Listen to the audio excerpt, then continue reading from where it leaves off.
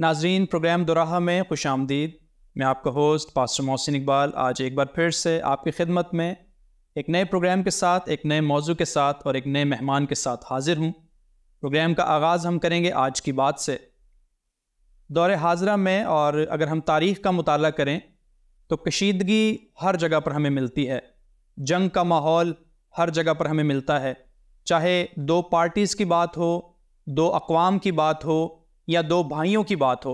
हर जगह पर कुछ ना कुछ कशीदगी या कुछ ना कुछ मसाइल हमें मिलते हैं। तारीख़ इस बात की गवाह है कि हमारे पहले माँ बाप हज़रत आदम और हवा, उनसे भी जो औलाद पैदा हुई, उनके दरमियान भी कशीदगी हुई, उनके दरमियान भी लड़ाई हुई और बदतरीज ये चलते चलते आज तक इस दुनिया में यानी कि दौरे हाजरा में भी ये मसाइल हमें देखने को मिलते हैं।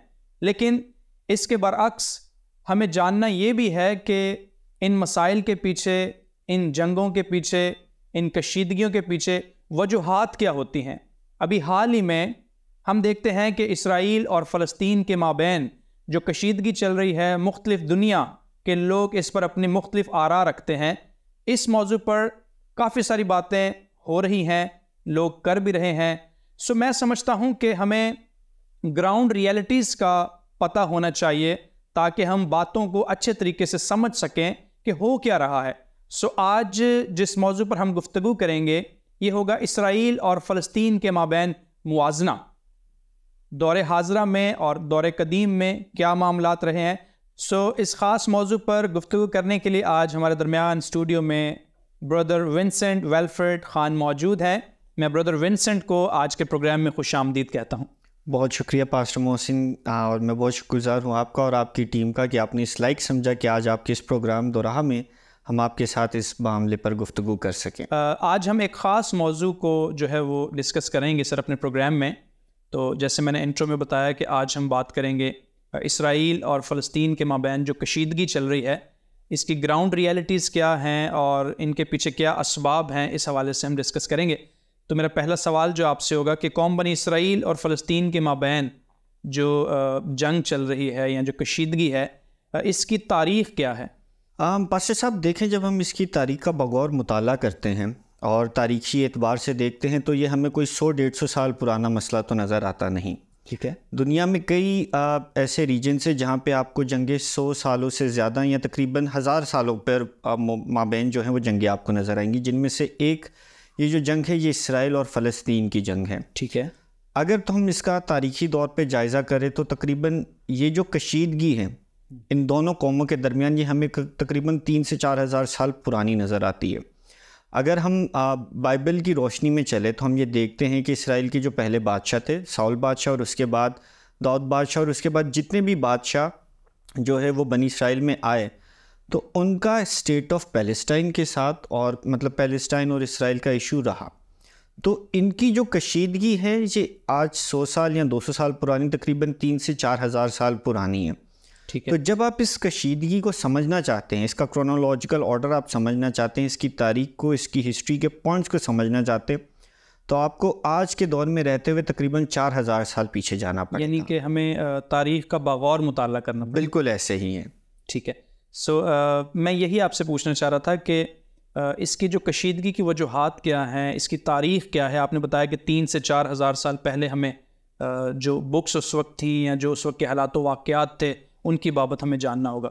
तो मज़ीद इसके हवाले से आप मुझे बताइएगा। पास्टर मोहसिन, जब हम इस तारीख़ का बगौर मुताला करते हैं और हम बनी इसराइल का जो है हालात देखते हैं, ठीक है ना, और अगर हम इस कशीदगी जो आज करंट एरा में कशीदगी उसका आगाज़ अगर हम देखें तो इसके ट्रेसेस हमें मिलते हैं तकरीबन सन 1900 से, जब पहली आलमी जंग ख़त्म हुई। ठीक है। आपके इल्म में ये चीज़ ऑलरेडी होगी कि जब पहली आलमी जंग का खात्मा हुआ उस टाइम सल्तनत उस्मानिया, ठीक है, जो एक बहुत बड़ी इस्लामी सल्तनत थी, खिलाफत थी, और वो इस जो है फ़लस्तीन का जो और इसराइल का जो इलाका है वो इनके अंडर आता था। कॉलोनाइजेशन का वो एरा था। वर्ल्ड वॉर 1 के बाद कुछ हुआ यूँ कि ये एरिया जो है, ये जो पूरी ज़मीन है, ये ब्रिटिश कॉलोनी के अंडर आ गई। ठीक है। जैसे सब कॉन्टिनेंट भी ब्रिटिश कॉलोनी थी। जब ये एरिया जो है, ये इलाका पूरा ब्रिटिश कॉलोनी के अंडर आ गया, तो उसके साथ ही साथ पूरी दुनिया में एक तहरीक जो कि ऑलरेडी चल रही थी, वो थी एक आज़ाद यहूदी रियासत की तहरीक।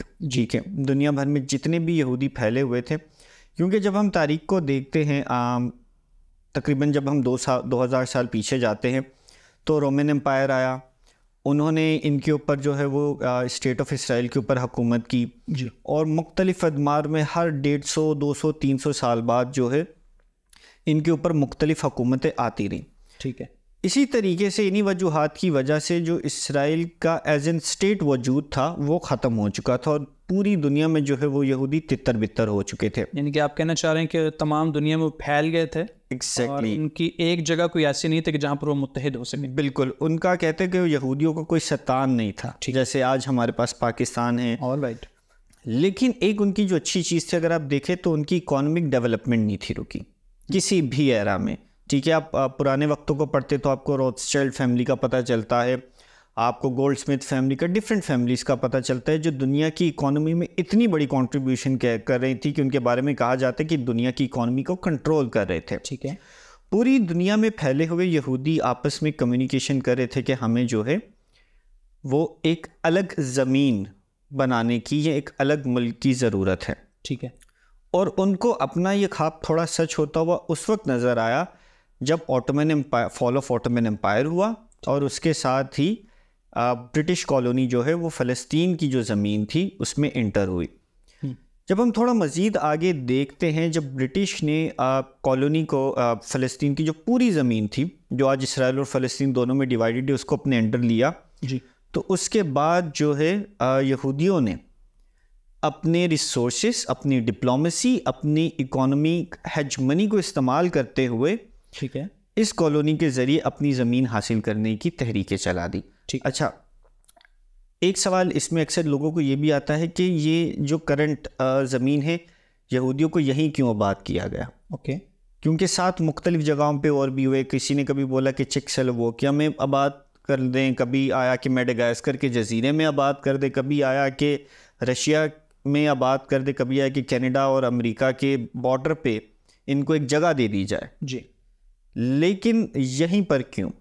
उसकी ख़ास वजह जो है वो ये है कि जैसा आप सबके इल्म में है कि जितने भी इब्राहिमी मज़ाहिब हैं, ठीक है, चाहे वो यहूदियत हो, चाहे वो मसीहियत हो, चाहे वो इस्लाम हो, इन सब की, इन तीनों मज़ाहिब की एक समझ लें एक रिलीजियस जो इंटरेक्शन है जी, वो इस सरज़मीन के साथ है। बिल्कुल ऐसा। और सब इसको जो है वो अंबिया की सरज़मीन, मुक़द्दस सरज़मीन मानते हैं। और यहूदी भी यरूशलेम की तरफ रुक करके दुआ करते थे। हमारे जो मुसलमान भाई हैं, पहले इनके लिए भी किबला अव्वल जो था वो यरूशलेम ही था, और आज भी मसीही भी जो हैं आज तक वो यरूशलेम और इसकी सरज़मीन की जो है वो सलामती की दुआ करते हैं। तो एक जो रिलीजियस अफेक्शन थी उस सरज़मीन से, और जो वो अपनी तारीख पिछली 3000-4000 साल पुरानी करते कि हम तितर बितर किए गए, तो हमें दोबारा उस जगह पर आबाद किया जाए। उनके जहनों में ये भी बात थी कि ये हमारे आबाओ अजदाद की जो ज़मीन है इस पर हमें वापस लौटना है, क्योंकि आपने बताया कि उनकी जो हार्टली डिज़ायर्स थी वो यही थी, और एक अफेक्शन था रिलीजियस पॉइंट ऑफ व्यू से भी कि हम दोबारा से अपने आबाओ अजदाद की ज़मीन को जाकर जो है बसाएंगे। और फिर जैसे पुराने अहदनामे में हम पढ़ते हैं कि खुदा ने इनको वहाँ पे आबाद किया और वो इसको प्रोमिस लैंड, जो उनके लिए वादा की सरज़मीन कहते हैं, वादा की सरज़मीन कहते हैं। इतने साल मिस्र की ग़ुलामी से निकलने के बाद और आज मतलब जब हम 1900 के एरा में आ जाते हैं और हम देखते हैं कि वो अफेक्शन जो थी वो इनके दिल से कभी ख़त्म नहीं हुई। ऐसे तो इन्होंने जितनी भी ग्लोबल पावर्स थी उनके साथ निगोसिएशन की। अच्छा, ऐसा नहीं है कि यहूदी वहाँ पर पहले से फ़लस्तीन की सरज़मीन पर आबाद नहीं थे, ठीक है, कुछ पॉपुलेशन ऑलरेडी वहाँ पर एग्जिस्ट करती थी। ऑलराइट। अगर हम अपने भी मुल्क की तारीख पढ़ें तो हमें पता चलता है कि इवन कराची में भी जो है वो यहूदी रहते थे और उनके यहाँ पे कारोबार थे, उनके यहाँ पे सिनेगॉग्स थे। तो इसलिए जब उनको ब्रिटिश कॉलोनी पूछा कि आपने कहाँ आबाद होना है, तो उन्होंने बोला कि हमें वापस हमारी वादे की सरज़मीन पर ही, ठीक है, जगह दी जाए। राइट।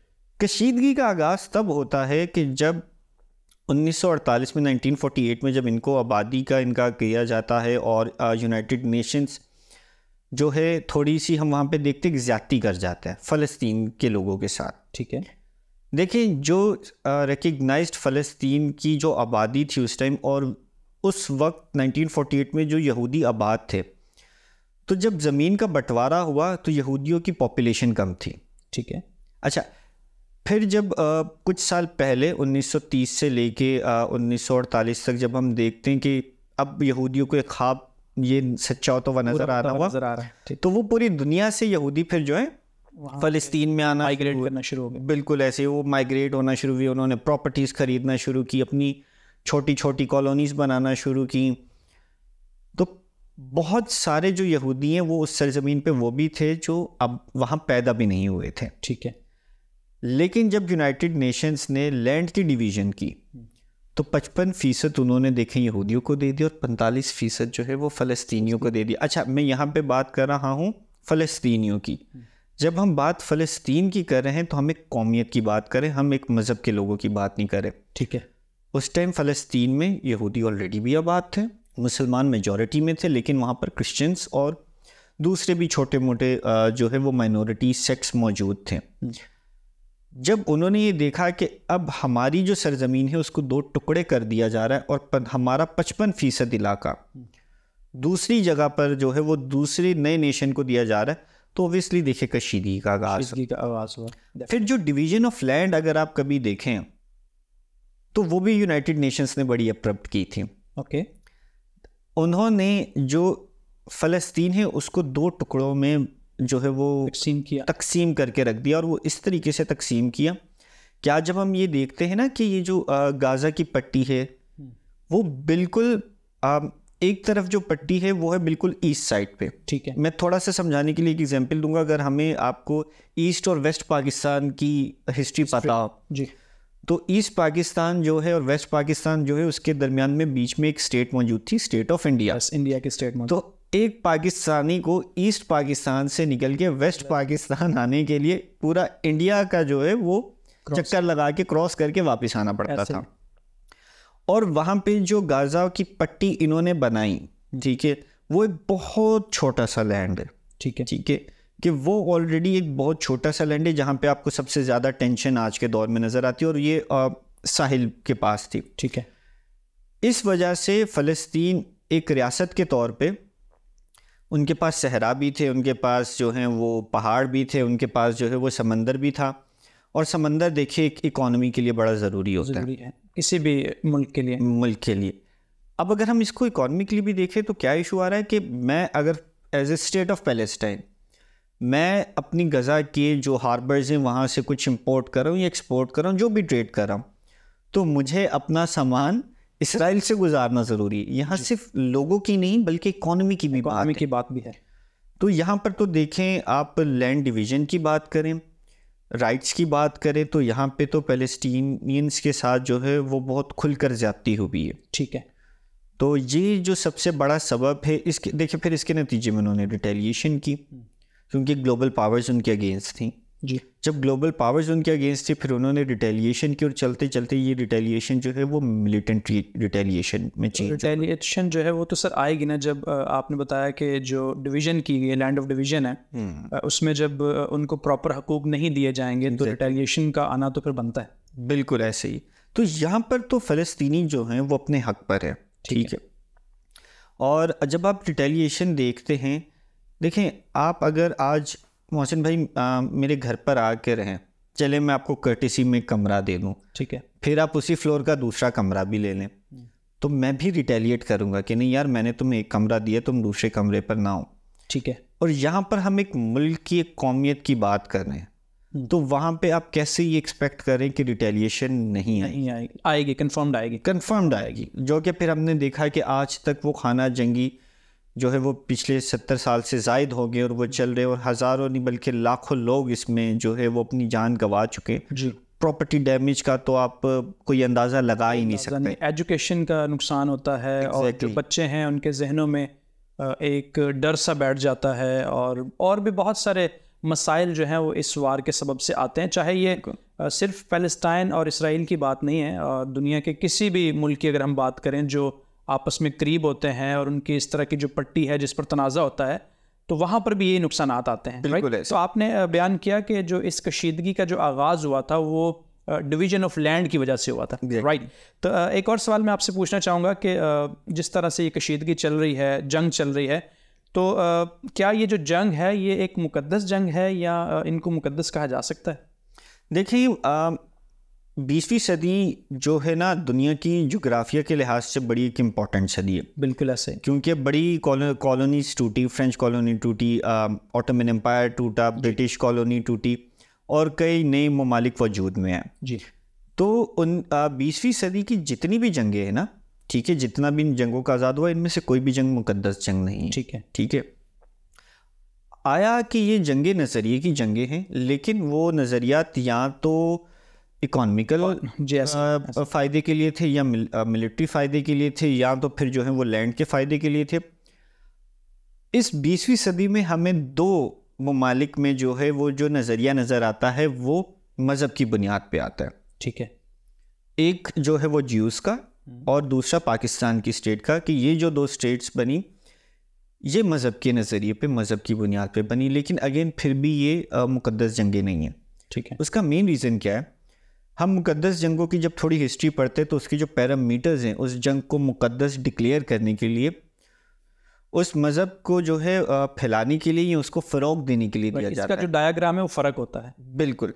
आप जब क्रूसेड्स की हिस्ट्री पढ़ते हैं, ठीक है ना, आप इवन ऑटोमन एम्पायर भी जब अपनी कॉलोनी फैला रहा था तो आप ये देखते हैं कि उनका सोली एक ही मकसद था, अपने मज़हब को फ़रोग देना। अच्छा, इवन ब्रिटिश एम्पायर का भी ना थोड़ा बहुत आपको एक नज़र इसमें आएगा, क्योंकि जहाँ जहाँ ब्रिटिश कॉलोनी फैलती गई वहाँ पे उन्होंने चर्चेज़ बनाए, वहाँ पे उन्होंने स्कूल्स बनाए, वहाँ पे उन्होंने मेडिकल डिस्पेंसरीज बनाई और फिर हम वहाँ पे देखते कि उन्होंने इसी तरीके से कलाम मुक़द्दस को भी फैलाना शुरू किया। ठीक है।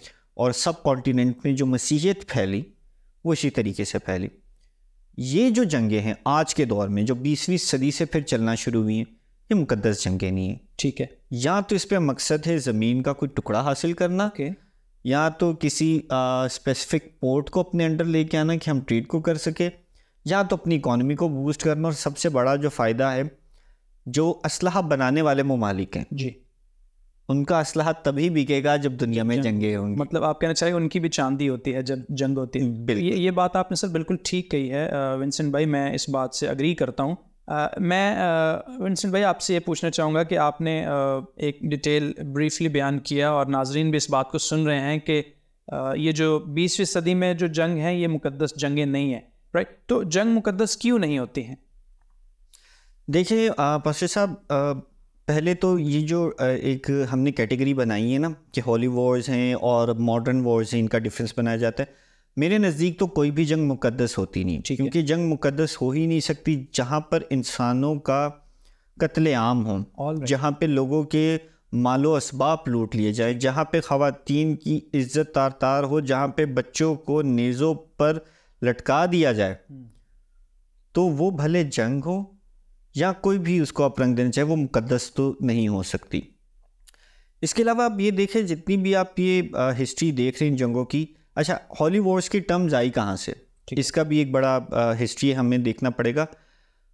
हम मज़हब के नाम पर जब जंग करते तो हम उसको हॉली वॉर डिक्लेयर कर देते हैं, ठीक है ना, कि हम जो है जैसे ऑटोमन एम्पायर ने जब फ़लस्तीन की जो सरजमीन या यरूशलेम पे जब कब्ज़ा करना था और सलाहुद्दीन अय्यूबी की हम पूरी एक हिस्ट्री पढ़ते हैं, ठीक है, कि कैसे उन्होंने जो है वो यूरोप पर हमला किया, तो उन्होंने उस सरजमीन को भी जो है अपने अंडर ले लिया। ठीक है। लेकिन क्या वो बच्चे उसमें कत्ल नहीं हुए थे? क्या फ़ौजी उसमें शहीद नहीं हुए, उनके जो भी फ़ौजी थे?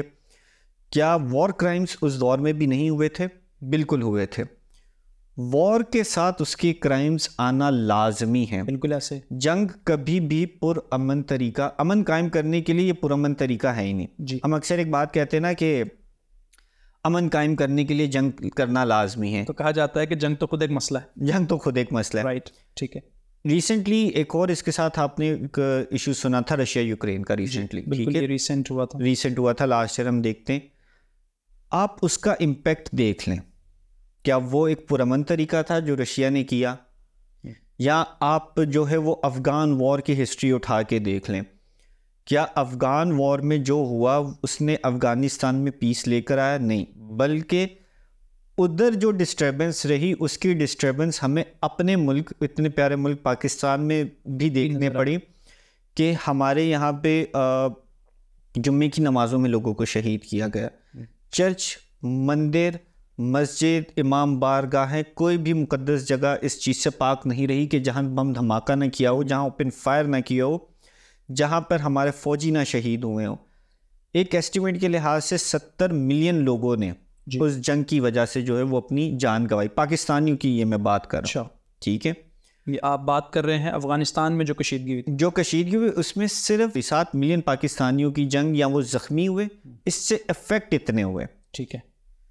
अब आप यहाँ से अंदाज़ा लगा लें कि मुल्क दूसरे मुल्क में जंग हो रही है और उसका इफ़ेक्ट पड़ोसी मुल्क पे आ रहा है, तो जो उस मुल्क में जंग हो रही है वहाँ पे क्या इफ़ेक्ट्स होंगे। राइट, मैं आपकी जो इस बात में से जो बात समझ रहा हूँ वो ये है कि दो ममालिक में जंग हो रही है और जो पड़ोसी मुल्क है उसमें भी नुकसानात हो रहे हैं उसके। बिल्कुल। तो जहाँ पर हो रही है वहाँ पर क्यों नहीं नुकसानात होंगे। एग्जैक्टली, ठीक है। अभी आज आप एक और इशू बड़ा सुन रहे होंगे अफ़गान इमिग्रेंट्स का, जी, ठीक है।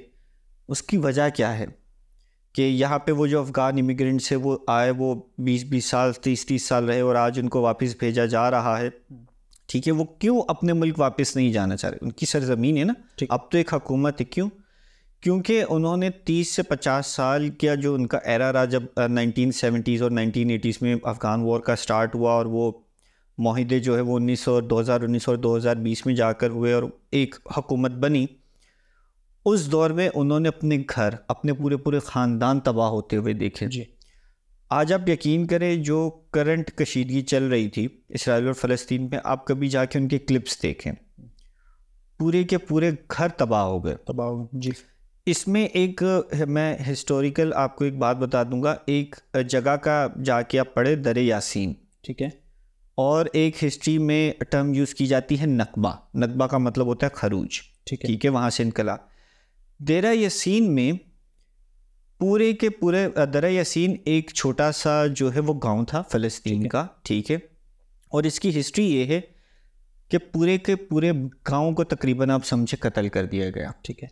वहाँ के जवानों को, वहाँ के मर्दों को कत्ल कर दिया गया और वहाँ के जो फिर बुज़ुर्ग हैं कि उनके बुज़ुर्गों ने आज तक वो चाबियाँ संभाल के रखी। इवन वो बुज़ुर्ग जो है उन चाबियों को अपने गले में लटका कर रखते थे, ठीक है। और आज भी दरे यासीन से जो लोग दरबदर हुए और दूसरे, कुछ जॉर्डन चले गए, कुछ इजिप्ट चले गए या फ़लस्तीन के दूसरे इलाकों में जाकर आबाद हो गए, उन्होंने आज तक वो चाबियाँ संभाली हुई हैं सिम्बॉलिकली, ठीक है, कि कभी ना कभी तो हम दरे यासीन के इलाके में वापस जाके अपने उन घरों में आबाद होंगे। राइट। तो जंग कभी भी मुकद्दस हो ही नहीं सकती, चाहे वो मज़हब की बुनियाद पे हो, चाहे वो इकॉनमी की बुनियाद पे हो या किसी भी बुनियाद पे हो। जंग अपने साथ मसाइल लेकर आती, मसाइल, मैं बोलूँगा 10,000 डिज़ास्ट्रस कहानियाँ लेके आती हैं। All right. और तारीख़ में हमें ऐसे वाक़यात मिलते भी हैं कि जंगों ने ऐसे जो हैं वो शवाहिद छोड़े हैं कि आज तक वहाँ पर जो बच्चे हैं वो माजूर पैदा होते हैं। ये मैं हिरोशिमा और नागासाकी की बात कर रहा हूँ कि वहाँ पर जो कशीदगी एक चली, उसके असबाब आज तक जो है वो वहाँ पर भुगते जा रहे हैं। हमारे प्रोग्राम का वक्त जो है बहुत कम है और गुफ्तगू ऐसी हमने शुरू की है कि इस पर जितनी भी बात की जाए कम है। तो आखिर में मैं आपसे पूछना चाहूँगा विंसेंट भाई कि सहूनियत और यहूदियत में क्या फ़र्क है। जी पास्टर साहब, ये टर्म हम टीवी पर बहुत ज़्यादा सुनते लेकिन आज तक हमें इस टर्म की समझ ही नहीं है। देखें, इसके लिए अंग्रेज़ी में लफ्ज़ होता है Zionism and the other word is Judaism. इसमें अगर मैं एक लाइन में आपको इसका डिफरेंस समझाऊं तो ये है कि सहूनियत जो है या ज़ायोनिज़म जो है वो एक पॉलिटिकल आइडियोलॉजी है, ठीक है। जुडाइज़म एक मज़हब है। ज़रूरी नहीं कि अगर तो एक मज़हब की आइडियोलॉजी की बेस पे एक पॉलिटिकल आइडियोलॉजी डेवलप हुई है तो उस मज़हब के सारे लोग उसको एक्सेप्ट करें, ऐसा नहीं है। क्योंकि आज के एरा में भी देखें आप, इंटरनेट पे आपको ऐसी तस्वीरें नज़र आएंगी कि जो कट्टर ये होती हैं, ठीक है ना, जो रब्बई हैं, जी रब्बई, उन्होंने बाकायदा फतवे या बयान इस तरीके से दिए हैं कि ज़ियोनिस्ट हुकूमतें, सेहूनी हुकूमतें जो फ़लस्तीन में कर रही हैं वो यहूदियत के जो ह्यूमन कोड ऑफ लाइफ है उसके अगेंस्ट है। आपको रबैयों के ऑनलाइन आपको उनके बयानात मिल जाएंगे, बिल्कुल मिल सकते, ठीक है। आपको जो है वो यहूदियों की तस्वीरें मिलेंगी विद इन इसराइल। जी, ये मैं उन यहूदियों की बात नहीं कर रहा जो आज पूरी दुनिया में कहीं ना कहीं और आबाद हैं, उन यहूदियों की बात कर रहा हूँ जो इसराइल में आबाद हैं और वो ज़ायोनिज़म के अगेंस्ट जो हैं प्रोटेस्ट कर रहे हैं। प्रोटेस्ट कर रहे हैं और वो कहते हैं जुडाइज्म रिजेक्ट्स ज़ायोनिज्म। ऑलराइट, इसका मैं जो सबब समझता हूँ वो ये चाह रहे हैं कि पीस होनी चाहिए, अमन की बात होनी चाहिए। अमन की बात होनी चाहिए। और मैं एक छोटी सी बात यहाँ पे ऐड करना चाहूँगा, ये जंग ऐसे ही है क्योंकि अगर आप पॉलिटिक्स को फॉलो करें, ग्लोबल पॉलिटिक्स को फॉलो करें, तो इसराइल के जो करंट प्राइम मिनिस्टर हैं इनकी जो है हुकूमत थोड़ी ख़तरे में आ गई थी। ठीक है, तो अब ख़तरे में जब आ गई तो उन्होंने फ़ौरन ऐलान कर दिया जी हम पे कुछ रॉकेट गिर गए और अब हमको जो है ये जंग करना, ये रिटेलिएशन करना लाजमी है। ये सेम पैटर्न आपको ज़रा हमारे भी सब कॉन्टिनेंट में नज़र आता है। जब भी हमारे पड़ोसी मुल्क में उनकी हुकूमत, सिटिंग गवर्नमेंट की हुकूमत ख़तरे में आती है, वो बोलते थे वो पाकिस्तान ने जो है वो ये कर दिया और वो कर दिया, और फिर वो हम पे हमला करते हैं और हम उनका फिर भरपूर तरीके से जो है वो जवाबी कार्रवाई करते हैं। तो ये कभी भी रिलीजियस लड़ाई नहीं है। इवन जैसे कि मैं आपसे अर्ज कर रहा था, मैंने आपको एक एग्जांपल दी कि अगर तो कोई पॉलिटिकल आइडियोलॉजी किसी रिलीजन की बेस पे भी बनी है तो ज़रूरी नहीं है कि तमाम मज़ाहिब के लोग उसको एक्सेप्ट करें जी। उसकी मैं एक छोटी सी एग्जांपल आपको ये दूंगा। जब पाकिस्तान जब तहरीक आज़ादी चली और हम पाकिस्तान की जो है वो एक अलग रियासत बनाना चाहते थे, तो वो जो पॉलिटिकल आइडियोलॉजी थी वो भी एक रिलीजन की आइडियोलॉजी थी। ठीक है, लेकिन जब आप पाकिस्तान की तारीख पढ़ते तो आपको पता चलता है कि काफ़ी मुस्लिम लीडर्स जी, and the most prominent was Maulana Abul Kalam Azad was against this ideology। और आज भी इंडिया में जो है वो 40 से 50 करोड़ की आबादी इंडिया में मौजूद है मुसलमानों की, क्योंकि उन्होंने फिर इस पॉलिटिकल आइडियोलॉजी को एक्सेप्ट नहीं किया। तो ये बुनियादी फ़र्क है सहूनियत और यहूदियत में। जी, thank you very much sir, thank you. जी, आप कुछ कहना चाह रहे हैं? जी, मैं यही कहूँगा, तो हमें ये चीज़ सीखने की ज़रूरत है कि हम एक मज़हब को कभी भी पॉलिटिकल आइडियोलॉजी के साथ मिक्स ना करें, उसको सीखें और उनको उनका फ़र्क समझकर अपने डिसीजन से अपने ओपिनियन बनाएं। Thank you very much sir, thank you very much Vinson भाई, आपने बड़ी खूबसूरती के साथ आज के इस मौजू को जो है कवर किया है। आज हम नाज़रीन सीख रहे थे कि इसराइल और फ़लस्तीन के माबैन जो कुशीदगी अभी चल रही है उसका हम मुवाजना कर रहे थे कि कहाँ कहाँ पर जो है वो गैप्स हैं और क्यों ये सारे मामलात जो हैं वो इसराइल और फ़लस्तीन के दरमियान हो रहे हैं। मैं समझता हूँ कि आपने इस प्रोग्राम को देखा है आज और आपने काफ़ी सारी बातों को नोट किया है, और अगर आपका इससे रिलेटेड कोई सवाल है तो आप ज़रूर कमेंट्स के ज़रिए हमें अपने सवालात भेज सकते हैं ताकि हम उनका जवाब आपको देने वाले हो सकें। आज का प्रोग्राम यहीं पे ख़त्म हुआ चाहता है और अगले प्रोग्राम तक के लिए आप हमें इजाज़त दीजिएगा। खुदा हाफ़िज़।